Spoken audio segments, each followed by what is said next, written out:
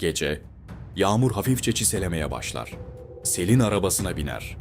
Yan koltukta küçük, siyah bir deri çanta vardır. Çantanın fermuarını aralar.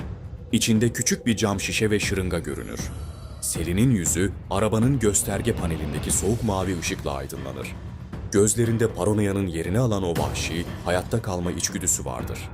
Arabayı çalıştırır ve karanlık caddeye doğru sürer. Korku insanı zayıflatır derler. Ama Selin Soylu için korku her zaman en ölümcül yakıttı. O gece o eski laboratuvarın kapısından içeri girdiğinde sadece bir şantajcıyla karşılaşmayacaktı. Kendi geçmişiyle o kilitli odada bıraktığı cesetlerin ruhlarıyla yüzleşecekti.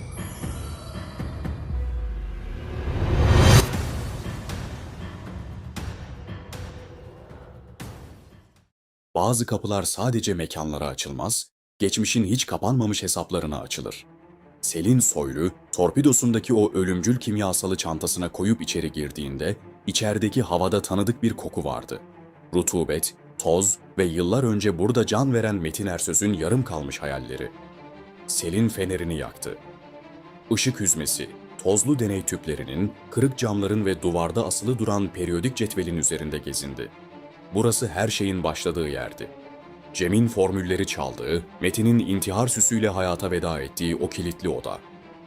İçeride ne Eda Ersöz vardı, ne de elinde şantaj dosyalarıyla bekleyen bir düşman.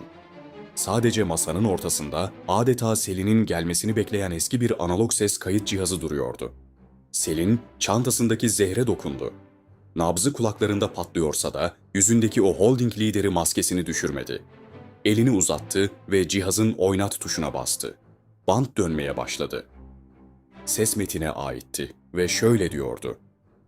Bu kaydı dinliyorsan Selin, demek ki Cem planı başarıyla uyguladı. Şirketteki formülleri sildi, benim ölümümü bir intihar gibi gösterdi ve paraları seninle bölüşmek üzere yanına geldi.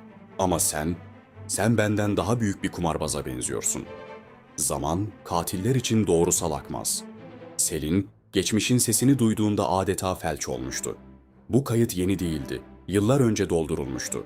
Ama asıl darbe, bandın devamındaki o fısıltıdaydı. Beni öldüreceğinizi biliyordum. Ama Cem'in de bilmediği bir şey vardı Selin. O çok güvendiğin, Cem'i yok etmek için kullandığın ve otopside kalp krizi gibi görünen o gizli formül, onu Cem bulmadı. Onu ben sentezledim. Ve o maddenin vücutta yok olurken arkasında bıraktığı o teofilin detayını, polise ihbar mektubu olarak ben bıraktım. Eğer bu kaydı dinliyorsan, Eda çoktan şirkete sızmış demektir. Ama Eda bir kimyager değil Selin. O sadece abisinin vasiyetini yerine getiren bir stajyer avukat. İşte o an kusursuz tiyatronun perdesi Selin'in üzerine çöktü. Selin, şantajcının kendisini buraya bir intikam cinayeti ya da para için çağırdığını sanmıştı. Çantasındaki zehri de Eda'yı susturmak için getirmemiş miydi? Ama karşısındaki kadın bir katil değildi. Eda bir stajyer avukattı ve adaletin gri koridorlarında nasıl oynanacağını çok iyi biliyordu. Selin'i polisle tehdit etmemişti. Selin'i buraya getirterek Metin'in o eski ses kaydıyla suçunu kendi ağzıyla itiraf etmesini ve köşeye sıkışıp buradaki delillere saldırmasını canlı yayında savcıya dinletmişti. Eda Selin'e şöyle seslendi. Abim derdi ki, katiller her zaman temizledikleri bardaklara odaklanırlar ama kurbanın midesindeki son yudumu asla silemezler. Teofil'in detayı sadece bir yemdi Selin Hanım. Sizin buraya o zehirli çantanızla geleceğinizi biliyordum.